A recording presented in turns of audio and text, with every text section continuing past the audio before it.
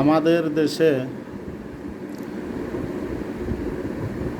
লোকে বলে হুজুরদের ভুল ধরা নাকি অন্যায়,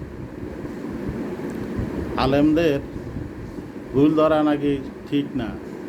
আমি একটা ভুলের কথা বলি, ভুল না সঠিক আপনারা বুঝতে পারবেন যে আলেমদেরও ভুল হয়, তাদেরও ভুল ধরা যায়। ভুল ধরা যদি সঠিক না হয় তাহলে নামাজে লোকমা দেয়া হয় কেন? নামাজে নবীর ভুল হইল লোকমা দেয়া কর্তব্য হয়ে যায়। তো একটা গুরুত্বপূর্ণ কথা, আমাদের দেশে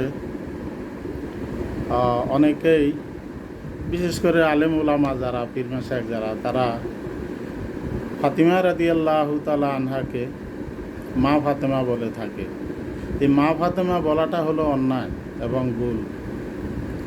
কিভাবে ভুল? নবীর সমস্ত স্ত্রীরা হলেন উম্মতের মা স্বরূপ। সমস্ত নবীগণের, নবী রাসূলগণের স্ত্রীরা হলেন উম্মতের জন্য মা স্বরূপ। মায়ের সন্তান সাধারণত ভাই এবং বোন হয়ে থাকে। তাহলে আমাদের আলেম সাহেবরা বোনকে কিভাবে মা বলে? তাহলে এটা ভুল না? অবশ্যই ভুল।